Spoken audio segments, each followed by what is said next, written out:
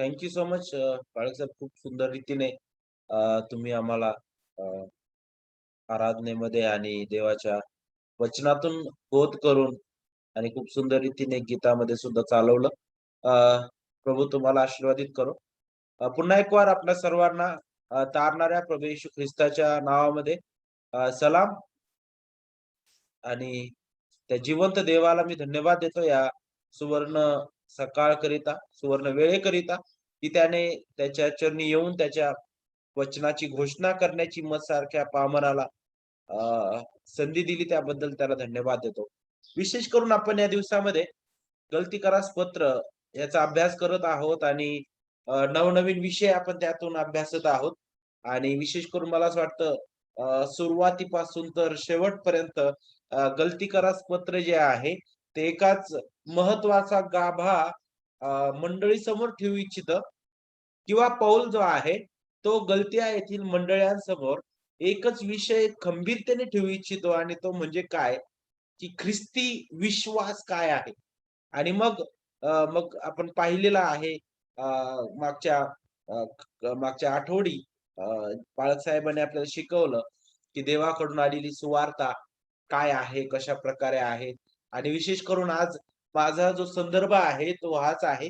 गलतीकारस पत्र पहिला अध्याय वचन 18 ते 24 आणि या वचनावरच आज आपण आपला संपूर्ण वेळ घालवणार आहोत आणि या वचनावर वेळ घालवत असताना जो विषय आपण अभ्यासणार आहोत तो विषय हाच आहे ख्रिस्ती विश्वास. आणि ज्यावेळेस आपण ख्रिस्ती विश्वासाबद्दल विचार करतो, तर ख्रिस्ती विश्वास जो आहे तो असा आहे जो पूर्णपणे पवित्र शास्त्रावर आधारित आहे. ख्रिस्ती विश्वासाचा नायक ख्रिस्त आहे. ख्रिस्ती विश्वास जो आहे तो त्रेक देवाबद्दल आहे. ख्रिस्ती विश्वास जो आहे तो मनुष्याची स्थिती स्वतःला मनुष्याला दाखवितो. तर देवाचं गौरव तो प्रगट करणारा आहे. ख्रिस्ती विश्वास हा तडजोड करणारा नाही आणि या ख्रिस्ती विश्वासाबद्दलच आपण आज महत्त्वाच्या काही बाबी आपण पाहणार आहोत. विशेष करून 5 महत्त्वाची सत्य आपण पाहणार आहोत. त्यामधील पहिलं जे सत्य आहे, त्यामध्ये आपण पाहणार आहोत, की ख्रिस्ती विश्वासाचा उगम या ख्रिस्ती विश्वासाचा उगम काय आहे? कुणापासून आहे? ते आपण विशेष करून वचन 12, 15, 15 ते 19 त्यामधून पाहणार आहोत. त्यानंतर आपण ख्रिस्ती विश्वासाची साक्ष काय आहे? त्याबद्दल आज आपण शिकणार आहोत. त्यानंतर ख्रिस्ती विश्वासाचा नाश करणारा चुकीचा विश्वास, तो कशाप्रकारे कार्य करतो? ते आपण थोडक्यात आपण त्याबद्दल विचार करणार आहोत आणि त्यानंतर ख्रिस्ती विश्वासाची घोषणा आणि शेवटी आपण पाहणार आहोत ख्रिस्ती विश्वासाचे ध्येय. आता विशेष करून या विषयांकडे आपण वळत असताना पवित्र शास्त्र गलतीकारास पत्र त्यामधील विशेष करून मला असं वाटतं वचन 18 ते 24 हा संदर्भ माझा आहे. तरी सुद्धा मी काही मागील वचनं सुद्धा मी घेत आहे. कारण या विषयाला पूर्ण करण्याकरिता त्या वचनाचा मी उपयोग केलेला आहे. तर आपण वचनांकडे वळूया आणि पहिला जो आपलं सत्य आहे त्याकडे आपण वळूया. ख्रिस्ती विश्वासाचा उगम. आता ज्यावेळेस आपण ख्रिस्ती विश्वासाबद्दल विचार करतो, तर समोर आपल्या लगेच ख्रिस्त आलाच पाहिजे. कारण मुळात ख्रिस्ती विश्वासाचा नायकच ख्रिस्त आहे. ख्रिस्ती विश्वासाचा पाया ख्रिस्त आहे. ख्रिस्ती विश्वासाचा अधिकार देवाचं वचन आहे. आणि पहा आपल्याला काही वचनं ज्यावेळेस आपण इथे पाहू, तर आपल्याला पाहायला भेटल गलतीकारास पत्र पहिला अध्याय वचन 12 त्यानंतर वचन 15 ते 19 पहा वचन 12 काय सांगतं?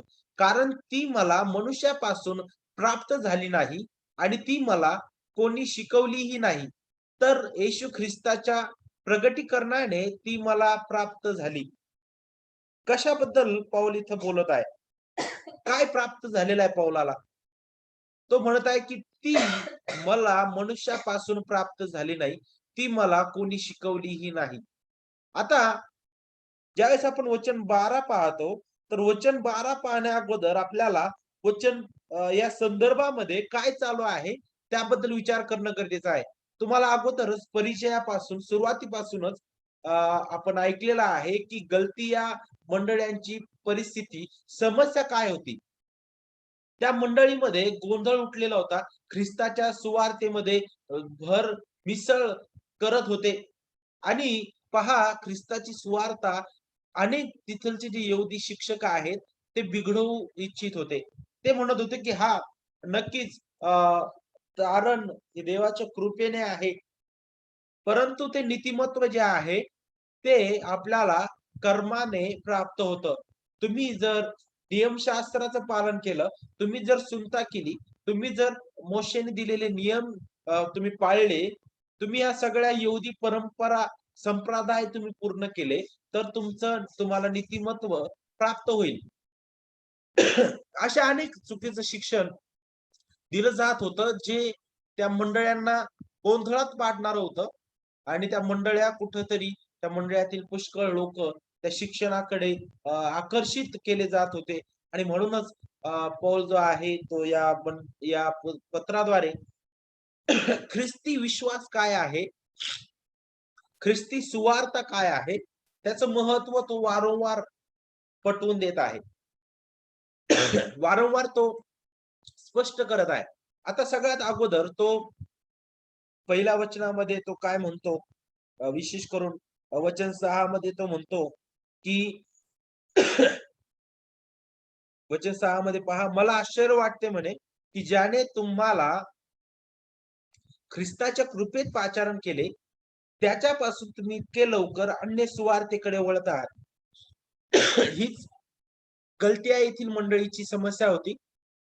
आणि पुढे आपण ज्यावेळेस वचन 12 मध्ये येतो आणि वचन 12 कडे पाहतो, तर आपल्याला हे पाहायला भेटतं, की आता पौल जो आहे, तो स्वतःच्या जीवनाबद्दल, स्वतःच्या प्रेषितपणाबद्दल, त्याला मिळालेल्या सेवेबद्दल तो पुष्टी देत आहे किंवा त्या मागचा अधिकार तो स्पष्ट करत आहे, की मी जे शिकवलेलं आहे, मी जे शिकवत आहे, मी जे लिहित आहे, मी जे तुम्हाला समजावत आहे, ते कुणा व्यक्तीच्या इच्छेने नाही, ते कुणा व्यक्तीद्वारे नाही, तर मुळात ते कुणापासून आहे म्हणे, स्वतः ख्रिस्ताच्या द्वारे ते मला मिळालेलं आहे. पहिली गोष्ट ज्यावेळेस तो इथे म्हणतो, की मला मनुष्यापासून ती प्राप्त झाली नाही, तर इथं तो हे त्यांना सांगत आहे, की मी जरी जो नियमशास्त्र अभ्यासक होता गमलीएल, त्याच्या हाताखाली जरी मी नियमशास्त्र शिकलेलो असलो, तरी मी ती सुवार्ता त्याच्याद्वारे मला प्राप्त झालेली नाहीये. पुढे तो म्हणतो, ती मला कोणी शिकवली नाही. तर मग इथं नक्कीच तो त्यांना, त्या मंडळीला आणखी याची आठवण करून देत आहे, की ख्रिस्ताच्या शिष्यांनी सुद्धा त्यांच्याकडून सुद्धा मी ते शिकलेलो नाही. कारण त्याचं प्रमाण तो पुढे देत आहे. वचन जर तुम्ही पाहिलं, मला असं वाटतं वचन 17-18 जर पाहिलं, तर ते तुम्हाला इथं शिकायला भेटल. ती मला कोणी शिकवलीही नाही. पहा वचन 17 सांगतं, आणि माझ्या पूर्वी झालेल्या प्रेषितांकडे यरुशलेमेस वर न जाता मी लगेच अरबस्थानात निघून गेलो व तेथून दिमिश्कास पुन्हा परत आलो. पहा हे वचन अगदी स्पष्ट करतं. पौल म्हणतो, की माझं तारण झालं. मला दिमिश्काच्या त्या रस्त्यावर ज्यावेळेस ख्रिस्ताचं प्रगटीकरण झालं, ख्रिस्ताची सुवार्ता, ख्रिस्त मला समजला, माझं जीवन बदललं. त्यावेळेस मी या प्रेषितांकडे गेलेलो नव्हतो, तर मी तिथून कुठे गेलो? दिमिश्कामध्ये जाऊन तिथून तो पुढे इथं सांगितलेलं आहे, की मी प्रेषित यरुशलेमेत न जाता म्हणे, मी अरबस्थानात गेलो म्हणे. तर तो हे स्पष्ट करण्यासाठी ह्या गोष्टी बोलत आहे, की ही सुवार्ता प्रेषितांद्वारे मला लाभलेली नाही. कोणी प्रेषितांनी मला ही शिकवलेली नाही किंवा माझे जे गुरु होते नियमशास्त्राचे गमलीएल, त्यांनी सुद्धा मला ती शिकवलेली नाही. तर स्वतः ख्रिस्ताने मला ही प्रगट केलेली आहे. म्हणूनच मी ख्रिस्ताचा प्रेषित आहे. कारण मी ख्रिस्ताला पाहिलं, तर म्हणतो मी अकाली, अशा प्रकारे अकाली जन्मल्याप्रमाणे मी तो ख्रिस्ताचा प्रेषित आहे म्हणे. आणि हे वचन जे आहेत, तुम्ही जर इथं पाहिलं, तर मनुष्यापासून प्राप्त झाले नाही, ती मला कोणी शिकवली नाही, तर येशू ख्रिस्ताच्या प्रगटीकरणाने ती मला प्राप्त झालेली आहे. आणि ती काय झाली बरं पहा वचन, ती कशा प्रकारे प्राप्त झाली, त्याला कसं समजलं, तर तुम्ही जर वचन 15-16 जर पाहिलं तर पहा, तरी ज्या देवाने मला माझ्या मातेच्या उदरातून जन्मल्यापासून वेगळे केले व आपल्या कृपेने बोलावले, त्याला आपल्या पुत्राला माझ्या ठायी प्रगट करणं बरे वाटलं. त्याला आपल्या पुत्राला माझ्या ठायी प्रगट करणं बरं वाटलं. अगोदर तो म्हणतो ख्रिस्ताच्या द्वारे ती मला प्रगट झालेली आहे.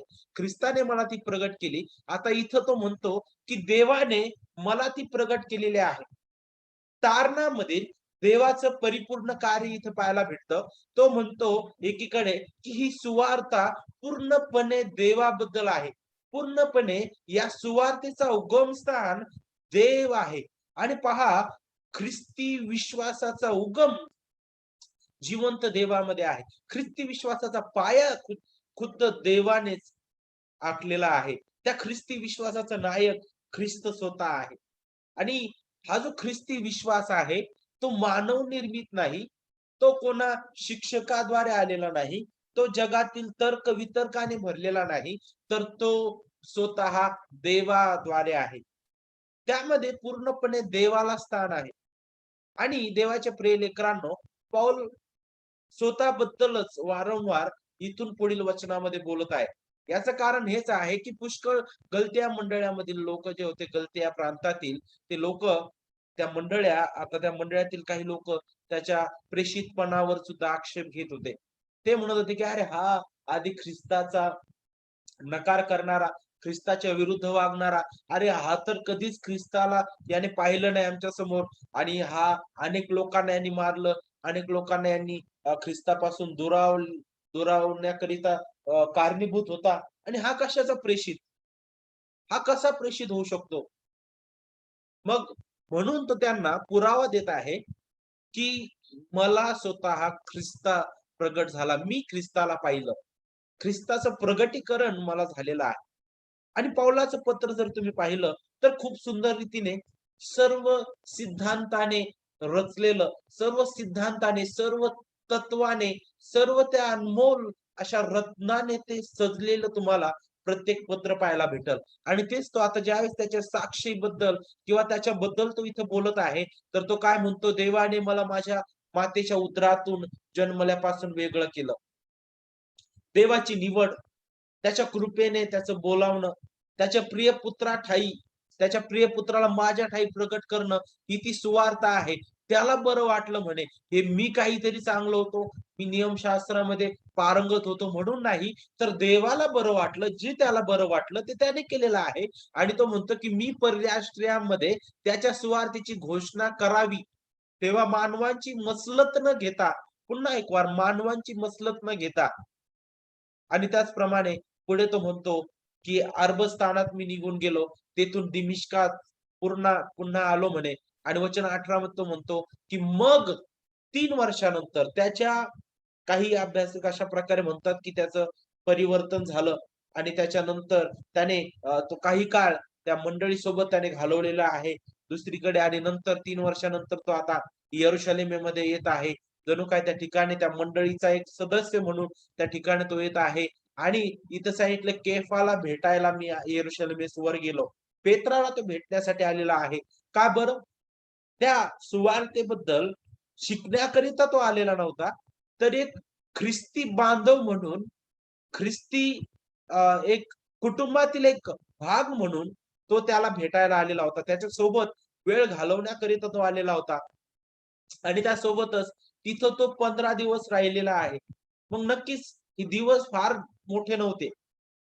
त्या दिवसामध्ये पौलाचं हेच ध्येय होतं, ख्रिस्त गाजवणं. फार धैर्याने, फार प्रभावीपणे तो यरुशलेममध्ये जाऊन लोकांना ख्रिस्त गाजवत होता. आणि म्हणूनच वचन 19 मध्ये पुन्हा तो म्हणतो, परंतु प्रेषितांतील दुसरा कोणी माझ्या दृष्टीस पडला नाही. मात्र प्रभूचा बंधू याकोब माझ्या दृष्टीस पडला. ही सर्व वचनं तो का बरं सांगत आहे? का बरं या सगळ्या गोष्टींचं तो स्मरण करून देत आहे, की मला दुसरा कोणताच प्रेषित माझ्या दृष्टीस पडला नाही. फक्त प्रभूचा बंधू याकोब माझ्या दृष्टीस पडला म्हणे. पेत्र, या दोघांबद्दल तो म्हणतो. आणि त्याच्या अगोदर तो एक शब्दप्रयोग वापरतो. तो म्हणतो, की 3 वर्षानंतर मी भेटलो. तो म्हणतो, की माझं तारण, मला जी सुवार्ता प्राप्त झालेली आहे, ती सुवार्ता किंवा मला जे प्रगटीकरण झालेलं आहे ख्रिस्ताचं, माझं जे प्रेषितपण आहे ते वरून आहे, ख्रिस्तापासून आहे, देवापासून आहे, त्याच्या कृपेने ते आहे. आणि पहा, मुळात हे वचन आपल्याला ख्रिस्ती विश्वासाचा उगम दाखवणारा आहे. आणि तो ख्रिस्ती विश्वासाचा उगम पहा, पौलाच्या जीवनामध्ये त्याची साक्ष तो देत आहे असताना तो म्हणतो, की मला मातेच्या उदरातून जन्मल्यापासून वेगळं केलं. तारणापासून एका व्यक्तीला आपण ख्रिस्ती म्हणतो, तर त्या ख्रिस्ती व्यक्तीची सुरुवात ख्रिस्ती म्हणून कुठून होते? खऱ्या अर्थाने ज्या वेळी तो तारला गेलेला आहे, मुळात त्या व्यक्तीची सुरुवात देवाच्या हृदयामध्ये तो महान सामर्थ्यशाली निर्माणकर्ता या नात्याने त्याने त्याची लोकं, त्याची प्रजा म्हणून त्याने निवडून ठेवलेला आहे. त्याला माहीत आहे माझी मंडळी काय आहे आणि योग्य वेळी तो त्यांना त्या महान सुवार्तेने तारतो. त्याच्या प्रिय पुत्राठायी तो त्यांना एकत्रित करतो. त्याच्या सुवार्तेद्वारे तो त्यांना काय करतो? पवित्र आत्म्याच्या सामर्थ्याने नवीन जीवन देतो. त्यांना तो ख्रिस्ताच्या कृपेत आणि ज्ञानात वाढवितो. हे त्याचं महान कार्य आहे. तिथूनच ते ख्रिस्ती विश्वासाची सुरुवात आपण पाहतो. आणि पहा, ही वचनं आपल्याला अगदी स्पष्ट रीतीने ख्रिस्ती विश्वासाचा उगम आपल्याला शिकवितं. तो उगमस्थान केवळ देवामध्ये आहे. ख्रिस्ती विश्वास काय आहे? ख्रिस्ती विश्वास हा त्या ख्रिस्ताबद्दल आहे. ख्रिस्ती विश्वास हा त्या त्रेक देवाबद्दल आहे. ख्रिस्ती विश्वास जो आहे, तो त्या महान कार्याबद्दल आहे, जे ख्रिस्ताने आपल्यासारख्या पाप्यांकरिता केलेला आहे. ख्रिस्ती विश्वास हा तो आहे, जो आपल्या विश्वासणाऱ्यांना ते जिवंत देवासोबत समेट घडवून आणणं. ख्रिस्ती विश्वास हा आहे, की अनीतिमान, नाशास पात्र अशा लोकांमधून तो काही नाश पावणारे पापी अशांना तो जीवनाकरिता वेगळं करतो.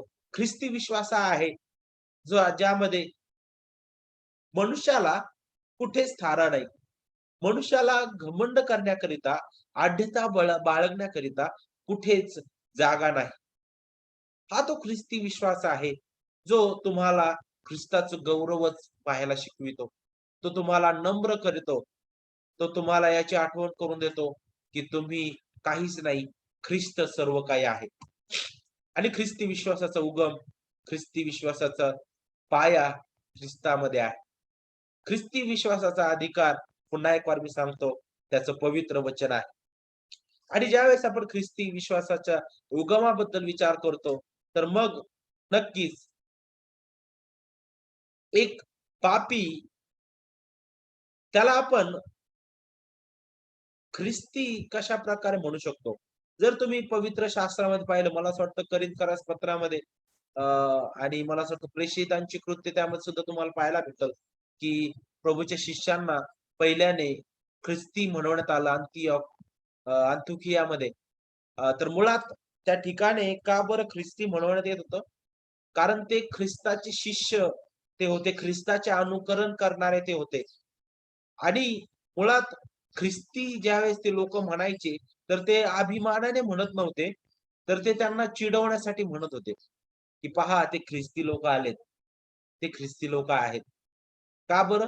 कारण तोपर्यंत ख्रिस्त किंवा ख्रिस्तीपण त्याला अधिकृत मान्यता मिळालेली नव्हती. आणि भयंकर छळ होता आणि अशा स्थितीमध्ये लोकं एक हेव्याने किंवा चिडवण्याकरिता अशा प्रकारे ते म्हणायचे. परंतु मुळात ते जे नाव आहे ख्रिस्ती, ते नावातच आपल्याला पूर्णपणे काही महत्त्वाच्या बाबी शिकायला भेटतील. त्या म्हणजे पहिली गोष्ट म्हणजे त्याचा उगम ख्रिस्तामध्ये आहे आणि दुसरी बाब म्हणजे ख्रिस्ती म्हटल्यानंतर ख्रिस्ताचे अनुकरण करणारे, ख्रिस्ताच्या वचनाच्या अधीन होणारे आणि ख्रिस्ताच्या गौरवासाठी नित्य जगणारे. आणि ही सर्व बाब आपल्याला यामधून शिकायला भेटल. दुसरं जे सत्य आहे या विषयाअंतर्गत ते म्हणजे ख्रिस्ती विश्वासाची साक्ष. आता ख्रिस्ती विश्वासाचा उगम आपण पाहिला. कशा प्रकारे आहे? तो देवामध्ये आहे. एक पापी मेलेला व्यक्ती त्याला काय होतं बरं? एक देवाचा सेवक किंवा कुणीतरी ख्रिस्ताची सुवार्ता घेऊन जातो. ती सुवार्ता समजण्याकरिता देवाचा आत्मा त्या व्यक्तीला जर तो निवडलेला आहे, तर त्या व्यक्तीच्या अंतःकरणामध्ये त्याला तो काय करतो? आत्मिक रीतीने जिवंत करतो. त्याला तो ती सुवार्थ समजण्याकरिता त्याचे आंतरिक नेत्र तो उघडतो. त्या सुवार्तेच्या द्वारे त्याला तो त्याच्या पापाची, नीतिमत्वाची, न्याय-निवाड्याची खात्री करून देतो. ख्रिस्ताचं गौरव तो प्रगट करून देतो. त्याची लायकी त्याला तो दाखवितो. त्याला तो दाखवितो की तू पापी आहेस, परंतु देव नीतिमान आहे. तू न्यायास पात्र आहेस. जर तू ख्रिस्ताला स्वीकारलं नाहीस, तर तुझा नाश अटळ आहे. ख्रिस्ताशिवाय तुला पर्याय नाही. तुझी कृत्य, तुझं सर्व कार्य हे ख्रिस्ताशिवाय, ख्रिस्ताविना त्या घाणेरड्या चिंधीप्रमाणे आहे आणि म्हणूनच तुला ख्रिस्ताची गरज आहे.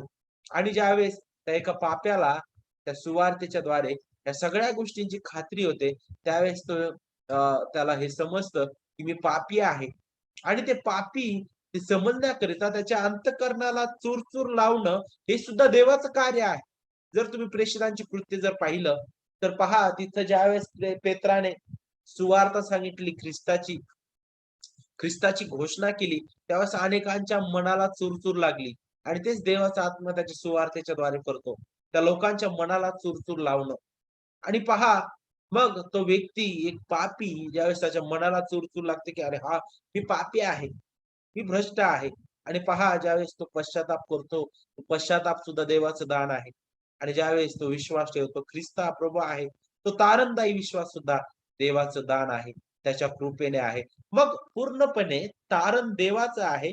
मग तारलेला व्यक्ती जो आहे, मग त्याचं जीवन खऱ्या अर्थाने साक्षीने भरलेलं आहे.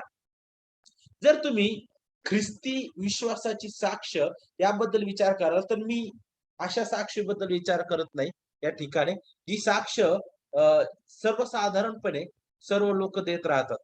हां, मी चाललो होतो आणि मग मी पडलो आणि मला काहीच लागलं नाही. एका व्यक्तीने अशी साक्ष दिली होती, की म्हणे मी एकदा अ, कपाटावर काही पुस्तकं ठेवलेले होते आणि ते पुस्तक काढताना एक पुस्तक पडलं म्हणे आणि माझ्या डोळ्यावर पडलं, पण माझ्या डोळ्याला काहीच झालं नाही. काही म्हणतील, की मी आता काय झालं, मी इकडं चाललो आणि असं-असं झालं आणि मला काहीच झालं नाही. ही साक्ष याला साक्ष म्हणत नाही मुळात. ख्रिस्ती विश्वासाची साक्ष काय आहे? खऱ्या अर्थाने ती हीच आहे, की मी पापी असताना ख्रिस्तामध्ये मी त्याच्या कृपेने विनामूल्य रीतीने तारल्या गेलेलो आहे. त्या तारणामध्ये माझा काहीच सहभाग नव्हता. मी पापी, भ्रष्ट, मेलेलो असताना ख्रिस्तामध्ये मला हे जीवन मिळालेलं आहे. ख्रिस्ती विश्वासाची साक्ष पूर्णपणे देवाला गौरव देणारी आहे. आणि तुम्ही जर वचन 20 ते 24 जर पाहिले, तर तुम्हाला ख्रिस्ती विश्वासाच्या साक्षीबद्दल काही महत्त्वाच्या बाबी पाहायला भेटतील. पहिली गोष्ट जर तुम्ही पाहिलं, तर ख्रिस्ती विश्वासाची साक्ष जी आहे, आपण अगोदर वचन पाहूया. पहा वचन 20 काय सांगतं, "तर पहा तुम्हाला मी जे लिहीत आहे, ते खोटे लिहीत नाही. हे मी देवासमक्ष सांगतो. मग सूरिया व किलकिया या प्रांतात मी आलो, तेव्हा ख्रिस्तामध्ये असणाऱ्या यहूदयातील मंडळ्यांना माझी तोंड ओळख नव्हती. त्यांच्या ऐकण्यात एवढेच येत असे, की पूर्वी आपला छळ करणारा ज्या विश्वासाचा मागे नाश करत असे, त्याची तो आता घोषणा करत आहे. आणि ते माझ्यावरून देवाचं गौरव करत असत. ते माझ्यावरून देवाचं गौरव करत असत. पहा पौलाचं जीवन ज्यावेळेस बदललं गेलं. अगोदर तो त्याच विश्वासाचा नाश करणारा होता. आता त्याच विश्वासाची तो घोषणा करत आहे. आणि तुम्ही ही जर वचनं पाहिले, तर तुम्हाला ह्या वचनामधून ख्रिस्ती साक्ष देण्याबद्दल किंवा ख्रिस्ती विश्वासाच्या साक्षेबद्दल काही महत्त्वाची बाबी पाहायला भेटतील. पहिली बाब म्हणजे वचन 20 मध्ये तो म्हणतो, की मी हे जे लिहीत आहे, ते खोटं लिहीत नाही, तर ते मी देवासमक्ष सांगतो म्हणे. देवासमक्ष सांगतो, जणू काय तो या ठिकाणी शपथ घेत आहे. तो शपथ घेऊन तो हे प्रगट करत आहे, की हे जे आहे, मी काय सांगितलेलं आहे, जे लिहीत आहे, काय सांगितलं त्याने मग वचन 1 पासून तर मग वचन 19 पर्यंत. त्यामध्ये मग तो ते ख्रिस्ताच्या सुवार्तेबद्दल बोलतो, स्वतःबद्दल तो बोलतो. त्यानंतर तो म्हणतो, की मी जो प्रेषितपण मला लाभलेला आहे, ते देवाच्या कृपेने स्वतः ख्रिस्ताद्वारे मला लाभलेला आहे. मला जी सुवार्ता प्राप्त झाली, मला जो विश्वास मिळालेला आहे, मी जे शिकलेलं आहे, मला जे तत्व समजलेले आहेत, ते मुळात देवापासून आहे, त्याच्या कृपेने आहे. कोणा प्रेषितांद्वारे ते मिळालं नाही. मला गमलीएलने ती सुवार्ता सांगितलेली नव्हती. मला कुणीच ती सांगितली नाही. मला स्वतः ख्रिस्ताने ती प्रगट केलेली आहे. आणि म्हणूनच मी तुम्हाला हे लिहित असताना तो म्हणतो, की गलतीकरांनो, तुम्ही ज्या प्रकारे गोंधळात पडत आहात, तो गोंधळ तुम्ही दूर करा. हे प्रेषितपण देवाकडून मला लाभलेलं आहे. हे जे शिक्षण मी देत आहे, ते शिक्षणाचा अधिकार देव स्वतः आहे. ती मी माझ्या अधिकाराने सांगत नाही, ते मी माझ्या तर्काने सांगत नाही, तर देव त्याचा अधिकार आहे. आणि पहा पुढे तो म्हणतो, की तेव्हा वचन 22 मध्ये, तेव्हा ख्रिस्तामध्ये असणाऱ्या यहूद्यातील मंडळींना माझी तोंड ओळख नव्हती. काय म्हणत आहे? पहा ज्यावेळेस पौलाचं जीवन बदललं गेलं, तो यहूद्यातील त्या भागामध्ये किंवा यरुशलेममध्ये न जाता तो तिथून दुसरीकडे गेलेला होता. आणि पहा, ह्या लोकांनी फक्त हे ऐकलं होतं, की अरे तो जो शाऊल, जो मंडळीचा छळ करणारा आहे, आता त्याचं जीवन बदललेलं आहे आणि तो ख्रिस्ताची साक्ष देत आहे. आणि पहा त्यांच्या काय ऐकण्यात आलेलं होतं, तोंड ओळख नव्हती. म्हणजे त्यांनी समक्ष आपल्या डोळ्यांनी ते पाहिलेलं नव्हतं. परंतु त्या यहूद्यातील मंडळ्यांनी ते पाहिलेलं जरी नव्हतं डोळ्यांनी, तरी त्यांनी काय ऐकलेलं होतं, वचन 23 सांगतं, की जो मागे ज्या विश्वासाचा, ख्रिस्ती विश्वासाचा नाश करत होता, तो आता त्या विश्वासाची घोषणा करत आहे. आणि म्हणून ते म्हणत आहे, की खरंच प्रभू तू किती महान आहेस. देवाचं गौरव ते त्यावरून करत होते. परंतु आता ज्यावेळेस पौल तिथं आलेला आहे आणि तिथून त्याने ते कार्य पूर्ण केलेलं आहे आणि त्या ठिकाणी त्याने सुवार्ता प्रसार केला. त्याकडे ते पाहत असताना आश्चर्यचकित होत आहेत.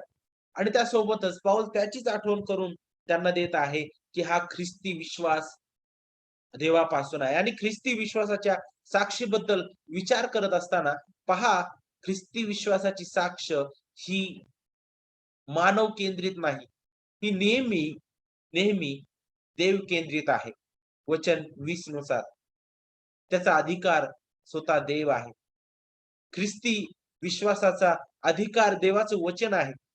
ख्रिस्ती विश्वासाची साक्ष ही ख्रिस्ताचं अनमोल कार्य प्रकट करणारी आहे. ख्रिस्ती विश्वासाची साक्ष ही ख्रिस्ताची सुवार्ता गाजवणारी आहे. जर तुम्ही वचन 23 जर पाहिलं, तर तुम्हाला वचन 23 मध्ये पाहायला भेटेल. पहा, त्यांच्या ऐकण्यात एवढंच येत होतं असं असे की पूर्वी आपला छळ करणारा आणि ज्या विश्वासाचा मागे नाश करणारा, पूर्वी आपला छळ करणारा म्हणजे त्या लोकांचाच नाही, तर त्या मंडळीमधील काही लोकांचा त्याने छळ केला. काहींना त्यांनी तुरुंगात टाकलं, काहींना त्यांनी मारलं सुद्धा, काहींना त्याने धमकावलं. नाही का? तर त्यामुळे विश्वासाच्या मागे नाश करणारा, याचा अर्थ असाच होता, की पहा ज्यावेळेस इतर मंडळ्यांनी या गोष्टी ऐकल्या त्यावेळेस ते निराश झालेले होते. ते हताश झालेले होते. आणि ह्या सगळ्या गोष्टींचा आता ही मंडळी विचार करत आहे आणि ती म्हणते, की "अरे, हा इतका कट्टरवादी होता, परंतु त्याचं जीवन बदललं." देवाचं गौरव असो, देवाची स्तुती असो, खरंच प्रभू किती महान आहे. तो एका भ्रष्ट पाप्याला कशाप्रकारे तारतो, त्याबद्दल ते प्रभूचं गौरव करत आहेत. आणि ते म्हणतात, की आता ज्या विश्वासाचा तो नाश करत होता, त्याची तो घोषणा करत आहे. तर हे वचन आपल्याला अगदी स्पष्ट रीतीने शिकवितं, की ख्रिस्ती साक्ष ही ख्रिस्ताचं अनमोल कार्य प्रकट करणारी आहे. ख्रिस्ताची सुवार्ता गाजवणारी आहे. पुढची बाब म्हणजे ख्रिस्ती साक्षीचा नायक जो आहे, नेहमी ख्रिस्तच आहे. मी गेलो आणि मी सुवार्ता सांगितली, मग तो तारला गेला. मग तो व्यक्ती म्हणेल, "नाही, नाही, हा पाळक आला आणि त्याने मला सुवार्ता सांगितली, तेव्हा मी तारला गेलो." हे विचार पूर्णपणे चुकीचे आहेत. नक्कीच सुवार्ता सांगणं हे आपलं काम आहे. परंतु तारण देणं हे देवाच्या कृपेचं कार्य आहे. आणि मग तिथे मनुष्याला कुठंच थारा नाहीये. म्हणूनच नेहमी ख्रिस्ती साक्ष जी आहे, तिचा नायक ख्रिस्तच आहे. ख्रिस्ती साक्ष जी आहे पुढील बाब, ती तडजोड करणारी नाही. हां, जग ज्या प्रकारे चाललेलं आहे, मला त्या प्रकारे चालायचं आहे. हे जे काही चाललेलं आहे, ते मला करायचं आहे. नाही, ख्रिस्ती साक्ष तडजोड करणारी साक्ष नाही. त्यानंतर शेवटची बाब म्हणजे ख्रिस्ती साक्ष हे देवाच्या गौरवाने सुरू होते आणि देवाच्याच गौरवाने पूर्ण होते. पौलाच्या साक्षीबद्दल विचार करा. तो म्हणतो, की मी देवाच्या कृपेने बोलावलेला आहे. देवाच्या कृपेने माझं तारण झालेलं आहे. आणि तो म्हणतो केवळ कृपाच, कृपाच आणि कृपाच. आणि जिथं कृपा आहे, तिथं देवाचं गौरवच प्रगट होतं. आणि पहा वचन 24 म्हणतं, की ते माझ्यावरून देवाचे गौरव करत असे. ती मंडळी ज्यावेळेस ह्या गोष्टी ऐकत आहे, तिने त्यांची जरी तोंड ओळख नव्हती, तरी सुद्धा ते देवाचा गौरव करत होते. आणि पौल या गलतियातील मंडळांना याची आठवण यासाठी करून देत आहे, की त्यांनी त्यांची साक्ष जपावी. त्यांनी या खोट्या शिक्षणापासून दूर राहून जे सत्य शिक्षण आहे, त्याला जखडून नित्य राहावं. त्याबद्दल पाऊल विचार करत आहे. पुढची जी बाब आहे या विषयाच्या अंतर्गत ती म्हणजे हीच आहे, की मग आता ख्रिस्ती विश्वासाचा उगम आपण पाहिला. त्यानंतर ख्रिस्ती विश्वासाची साक्ष त्याबद्दल आपण विचार केला. तर आता मग हा जो ख्रिस्ती विश्वास आहे, त्या ख्रिस्ती विश्वासाला नाश करणारा चुकीचा विश्वास सुद्धा आहे. पूर्वीपासूनच ते चालत आलेलं आहे. जिथं देवाचं कार्य आहे, तिथे त्याच्या विरुद्ध सैतानाच्या चालीरीती, सैतानाचे डावपेच सुद्धा आपल्याला पाहायला भेटतील. जिथे देवाचं कार्य आहे, ख्रिस्ताची सुवार्ता गाजवली जात आहे, तिथेच ती ख्रिस्ताची सुवार्ता विपरीत करणारे सुद्धा तुम्हाला पाहायला भेटतील. जिथे देवाचं गौरव केलं जात आहे, तिथेच तुम्हाला देवाच्या विरुद्ध वागणारे सुद्धा पाहायला भेटतील. आणि पहा, तेच गलत्या मंडळीमध्ये होतं. आपण अगोदरही पाहिलेलं आहे, की ते लवकर त्या सत्य सुवार्तेपासून अन्य सुवार्तेकडे वळायला लागलेले होते. ती सुवार्ता विपरीत करणारी होती. ती सुवार्ता ख्रिस्ताच्या सुवार्तेला डाग आणणारी होती. कारण ती सुवार्ता मनुष्याच्या कर्मकांडावर अवलंबून आहे. ती सुवार्ता मानव केंद्रित आहे. ज्या सुवार्तेमध्ये ख्रिस्ताला कमी लेखलेलं आहे आणि मनुष्याचं काम जास्त वाढवलेलं आहे, अशी सुवार्ता भ्रष्ट आहे. ती सुवार्ता फक्त भरभराट, सर्व चांगुलपण, सर्व पुरवठा, सर्व आनंद याने भरलेली आहे. ती सुवार्ता ख्रिस्ताची सुवार्ता नाही. तर ती सुवार्ता ख्रिस्ताच्या सुवार्तेचा नाश करणारी आहे. ख्रिस्ताच्या सुवार्तेला विपरीत करणारी सुवार्ता आहे. आणि म्हणून आपल्याला ह्या गोष्टी समजणं गरजेचं आहे. आता ज्यावेळेस आपण या वचनामध्ये पाहतो, वचन 13 आणि 14 जर पाहिलं, तर पौल त्याच्या पहिल्या जीवनाबद्दल तारण पावण्या अगोदरचं त्याचं जे जीवन होतं, त्याच्याबद्दल तो आठवण करून देत आहे. तो म्हणतो पहा वचन 13 मध्ये, "यहुदी धर्मातल्या माझ्या पूर्वीच्या वर्तणुकीविषयी तुम्ही ऐकले आहे, की मी देवाच्या मंडळीचा पराकाष्ठेचा छळ करत असे व तिचा नाश करत असे. आणि माझ्या पूर्वजांच्या संप्रदायाविषयी मी विशेष आवेशी असल्यामुळे माझ्या लोकांतल्या माझ्या वयाच्या पुष्कळ जणांपेक्षा यहुदी धर्मात मी पुढे गेलो होतो." आता जर तुम्ही या वचनाबद्दल तुम्ही विचार केला, वचन 13 आणि 14 जर तुम्ही पाहिलं, तर यामध्ये तुम्हाला ख्रिस्ती विश्वासाचा नाश करणारे किंवा चुकीचा विश्वास जो आहे, त्याच्याबद्दल काही गुणवैशिष्ट्ये पाहायला भेटतील. दोन्ही बाबी आपण फरक त्यामध्ये पाहू शकतो. ख्रिस्ती विश्वास आणि चुकीचा विश्वास. आता ज्यावेळेस तुम्ही ख्रिस्ती विश्वासाबद्दल विचार कराल, तर ख्रिस्ती विश्वास हा नेहमी ख्रिस्त केंद्रित आहे. ज्या प्रकारे वचन 11 आणि 12 मध्ये आपल्याला शिकायला भेटतं. वचन 11 आणि 12 जर तुम्ही पाहिलं, तर तिथं तो म्हणतो, "कारण बंधूंनो, मी तुम्हाला हे कळवितो, की मी सांगितलेली सुवार्ता मनुष्याच्या सांगण्याप्रमाणे नाही. कारण ती मला मनुष्यापासून प्राप्त झाली नाही आणि ती मला कोणी शिकवलीही नाही, तर येशू ख्रिस्ताच्या प्रगटीकरणाने ती मला प्राप्त झालेली आहे." वचन 11 आणि 12 आपल्याला शिकवितं, ख्रिस्ती विश्वास किंवा ख्रिस्ताची सुवार्ता ही ख्रिस्त केंद्रित आहे.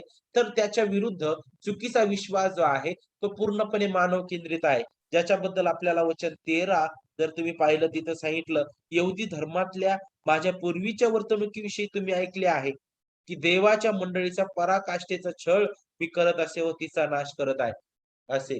ही जी सुवार्ता आहे किंवा हा जो चुकीचा विश्वास आहे, जो ख्रिस्ती विश्वासाला डाग आणणारा आहे, तो मानव केंद्रित आहे. जो पूर्णपणे मानवी विचारांनी भरलेला आहे. आणि ज्याबद्दल आपल्याला वचन 13 शिकवितं, की पौलाचं जीवन अगोदर तसंच होतं. आणि त्याचं तो आठवण करून देत आहे. चुकीचा विश्वास हा आहे. दुसरी बाब, ख्रिस्ती विश्वास जो आहे, तो देवाची पवित्रता प्रगट करतो, तर मनुष्याची लायकी दाखवितो. तर चुकीचा जो विश्वास आहे, तो काय करतो? मनुष्याला घमंडी करतो. पहा पौलाचे विचार काय होते इथं अगोदर. तो म्हणायचा, की मी सगळ्यात आळशी होतो या गोष्टीमध्ये. मी जर पाहिलं तर यहुदी धर्मात मी फार पुढे गेलेलो होतो आणि त्याच्या दृष्टीने तो जे काही करत होता तो अगदी योग्य होतं. तो फार तज्ञ आणि फार उच्च विचारी अशा प्रकारे होता आणि त्याला वाटत होतं, की मी करतो, फार मोठं काहीतरी करत आहे. आणि हे घमंडी करणारं बाब होती आणि म्हणूनच चुकीचा विश्वास मनुष्याला घमंडी करतो. ख्रिस्ती विश्वास पूर्णपणे देवाबद्दल आहे. पुन्हा एक वार आपल्याला पाहायला भेटतं. त्रयिक देवाबद्दल तो आहे. जिवंत देवाबद्दल आहे. देव जो पिता, देव जो पुत्र, देव जो पवित्र आत्मा त्याबद्दल तो आहे. परंतु पुन्हा एक वार चुकीचा विश्वास पूर्णपणे मनुष्यांबद्दल आहे. चौथी बाब ख्रिस्ती विश्वासाचा अधिकार देवाचं वचन आहे, पवित्र शास्त्र आहे. परंतु चुकीचा विश्वास, त्याचा अधिकार मानवी विचार, तर्क, संप्रदाय यावर आधारित आहे. ख्रिस्ती विश्वास हा सरळ आणि नीतिमान देवापासून आहे. त्या नीतिमान विश्वास आहे. परंतु चुकीचा विश्वास हा गोंधळात टाकणारा आहे, फसविणारा आहे. ख्रिस्ती विश्वासाचं ध्येय नेहमी देवाचं गौरवच आहे. परंतु चुकीचा विश्वास जो आहे, त्याचं ध्येय नेहमी, नेहमी मानवाचं गौरव आहे. तर ज्यावेळेस आपण ख्रिस्ती विश्वास याबद्दल आणि विशेष करून ख्रिस्ती विश्वासाचा नाश करणारा चुकीचा विश्वास याबद्दल विचार करतो, तर आपल्याला त्यामध्ये हे फरक पाहायला भेटतील. त्यासोबतच जर आपण पाहिलं, तर पौलाचं उदाहरणच पुन्हा एक वर आपण पाहतो. जो अगोदर विश्वासाचा नाश करणारा होता, परंतु जेव्हा देवाच्या कृपेने त्याचं तारण झालं, तेव्हा मात्र तो ज्या विश्वासाचा नाश करत होता, आता त्याच विश्वासाची तो घोषणा करण्याकरिता त्याने स्वतःचं जीवन जे आहे, उर्वरित आयुष्य त्याने घालवलेलं आहे. ख्रिस्ताबद्दल त्याने शिकविलं, त्रैक देवाबद्दल त्याने शिकविलं. पाप काय आहे? नीतिमत्व काय आहे? पवित्र आत्मा त्याचं कार्य काय आहे? आणि त्यासोबतच देवदूत त्याबद्दल त्याने शिकविलं. आणि या सगळ्या बाबी त्याने शिकविलं. युगांत परिज्ञान भविष्याबद्दल त्याने त्याच्या मंडळ्यांना विशेष करून त्याने नित्य याबद्दल शिकवलेलं आहे आणि या सर्व त्याच्या विषयांचं ध्येय हेच होतं, की ख्रिस्त गौरविला जावा. ख्रिस्ताचंच गौरव व्हावं. आणि मग नक्कीच हा आपला जो मुद्दा आहे तिसरा, की ख्रिस्ती विश्वासाचा नाश करणारा चुकीचा विश्वास हा प्रत्येक काळामध्ये आपल्याला पाहायला भेटतं. ख्रिस्ताची सुवार्ता विपरीत करण्याकरिता वेगवेगळ्या प्रकारे लोक कार्य करत आहेत. सैतान धूर्तपणाने वेगवेगळ्या चालीरीती आणत आहे. वेगवेगळ्या प्रकारे विचार आणि वेगवेगळ्या प्रकारे गोष्टी आखत आहेत. परंतु जे खरे ख्रिस्ती आहेत, जे देवाच्या कृपेने तारलेले आहेत, ते आपलं तारण गमावणार नाहीत. ते नक्कीच काही काळाकरता ते पडू शकतात, परंतु पुन्हा देव त्यांना उठवितो त्याच्या गौरवास्तव. चौथी बाब जी आहे, ती म्हणजे ख्रिस्ती विश्वासाची घोषणा. पुढचा जो मुद्दा आपला आहे, तो म्हणजे ख्रिस्ती विश्वासाची घोषणा. आता सगळ्यात अगोदर आपण पाहिलं ख्रिस्ती विश्वासाचा उगम. त्यानंतर आपण शिकलो ख्रिस्ती विश्वासाची साक्ष काय आहे. त्यानंतर आपण पाहिलं ख्रिस्ती विश्वासाचा नाश करणारा चुकीचा विश्वास. आता पुढची बाब म्हणजे ख्रिस्ती विश्वासाची घोषणा. हे प्रत्येक विश्वासणाऱ्याची जबाबदारी आहे. गलतीकारास पत्र पहिला अध्याय वचन 23 पहा. त्यांच्या ऐकण्यात एवढंच येत असे की पूर्वी आपला छळ करणारा ज्या विश्वासाचा मागे नाश करत असे, त्याची तो आता घोषणा करत आहे. त्याची तो आता घोषणा करत आहे. पौल जो आहे फार धैर्याने, फार अ, उत्साहाने, फार आनंदाने आणि दृढपणाने, विश्वासाने त्या ख्रिस्ताच्या सुवार्तेची घोषणा करत होता. तो ख्रिस्ती विश्वास तो गाजवीत होता. पहा इथं आता वचनाची जर तुम्ही फोड केली, त्यांच्या ऐकण्यात कुणाच्या यहूद्यातील जी मंडळी होती, त्या मंडळ्यांच्या ऐकण्यात काय येत होतं बरं? पूर्वी या विश्वासाचा नाश करणारा आता ह्याच विश्वासाची तो घोषणा करत आहे. पूर्वी आपला छळ करणारा ज्या विश्वासाचा मागे नाश करत होता म्हणजे देवाच्या मंडळीचा तो छळ करणारा होता. तिचा तो नाश करणारा होता. त्यामुळे अनेक लोक निराश झालेले होते. ते आता पहा त्याच विश्वासाचा तो नाश करणारा म्हणजे मंडळीचा छळ, पुष्कळ शिष्यांना त्याने मारलं, जे इतरांना निराशित करणारं होतं. आणि पहा त्यासोबतच पौल वादविवाद करणारा सुद्धा होता. ख्रिस्ताचा विरोध तो करणारा होता. अशा प्रकारे तो विश्वासाचा नाश करणारा होता. परंतु आता ख्रिस्तामध्ये तो तारला गेला. आणि आता पहा त्याचं जीवन बदललेलं आहे. आता तो त्याच विश्वासाची घोषणा तो आता विश्वासाने, प्रामाणिकपणे, धैर्याने आणि दृढपणाने तो करत आहे. हे केवळ देवाचं कार्य आहे. ख्रिस्ती विश्वासाच्या घोषणेबद्दल हा विचार करत असताना हा काही पर्याय नाहीये. तर ही विश्वासणाऱ्यांची जबाबदारी आहे, कर्तव्य आहे. एक तारलेला व्यक्ती ख्रिस्त गाजवल्याशिवाय राहू शकणार नाही. पहा, देवाचे सेवक म्हणतात, की जी मंडळी सुवार्ता प्रसारात भाग घेत नाही, ती मंडळी मृत आहे. कारण ज्यांना ख्रिस्त समजला, ते ख्रिस्त गाजवल्याशिवाय राहणारच नाही.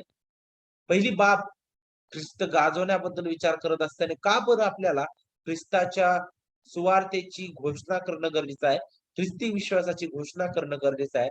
पहिली बाब म्हणजे सुवार्ता ही सर्व विश्वासणाऱ्यांच्या तारणाकरिता देवाचं सामर्थ्य आहे. दुसरी बाब म्हणजे ही देवाची सुवार्ता आहे. तिसरं महत्वाचं कारण म्हणजे जी मंडळी ख्रिस्ताच्या सुवार्थेची घोषणा करत नाही, ज्या प्रकारे मी आता सांगितलं, ती मृत आहे. तर पुढची बाब जी आहे, का बरं आपण ख्रिस्ताच्या सुवार्थेची घोषणा करतो, ख्रिस्ती विश्वासाची घोषणा करतो? कारण त्या महान तारणाऱ्या प्रभूने ती महान आज्ञा देखील दिलेली आहे. आणि 5वी शेवटची बाब म्हणजे विश्वासणारा ख्रिस्ताच्या स्वार्थीची घोषणा केल्याशिवाय राहू शकणार नाही. आणि म्हणूनच देवाचे प्रिय लेकरांनो, पौलाचे जीवन आपल्या समोर ठेवा. त्याची आठवण करा. जोपर्यंत तो मंडळीचा छळ करणार होता, जोपर्यंत त्याला ख्रिस्त माहीत नव्हता, तो मंडळीचा छळ करणार होता. परंतु ज्यावेळेस तो ख्रिस्ताच्या कृपेने तारला गेला, त्यावेळेस तो म्हणतो, की मला तर जगणं हा ख्रिस्त आहे आणि मरणं हा लाभ आहे. तो म्हणतो, की मी जगतो असं नाही, तर ख्रिस्त माझ्या ठायी जगतो. तो म्हणतो, की मी तर वधस्तंभावर खिळलेला ख्रिस्त गाजवेल. आणि हेच आहे एका ख्रिस्ती विश्वासणाऱ्यांचं जीवन. पौल स्वतःच्या जीवनामधून हे तो प्रगट करत आहे. आणि मग आता ख्रिस्ती घोषणेबद्दल विचार करत असताना प्रत्येक विश्वासणाऱ्यांची विश्वासणाऱ्यांची जबाबदारी आहे. फक्त पालकाचीच ही जबाबदारी नाही, तर प्रत्येक विश्वासणाऱ्याची.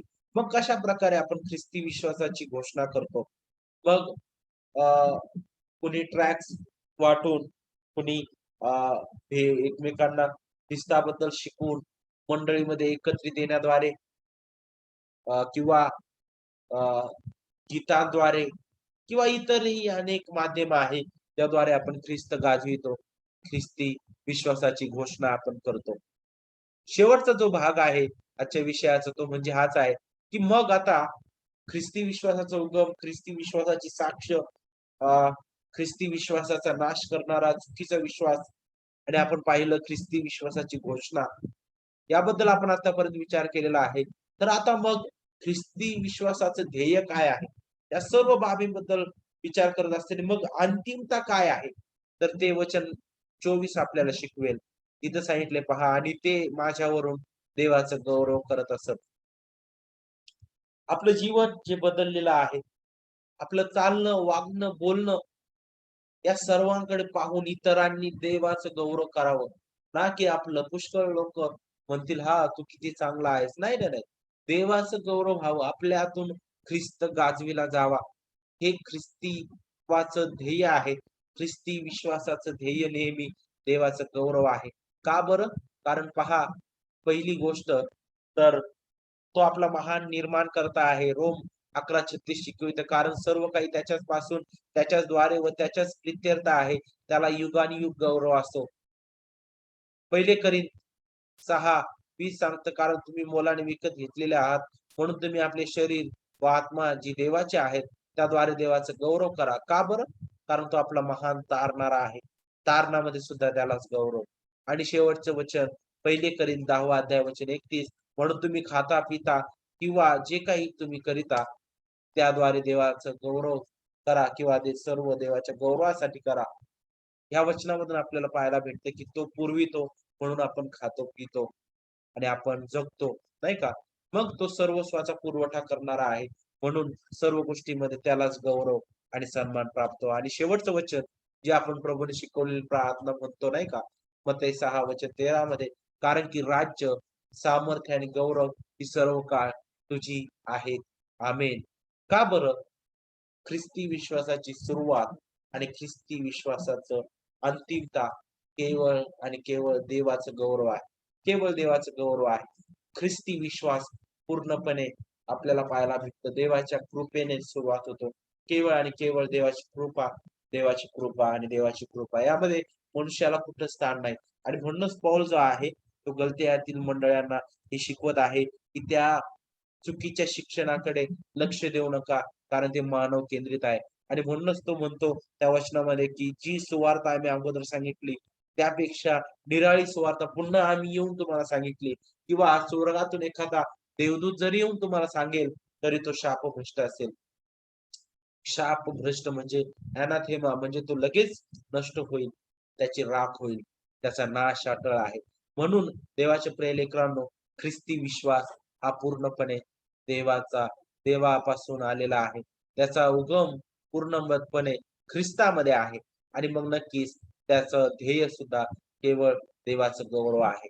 देवा तुम्हाला हा विषय समजण्याकरिता सहाय्य करो आणि विशेष करून त्याप्रमाणे चालण्याकरिता त्याची कृपा आणि दया तो पुरवो. मी पुढील वेळ आपले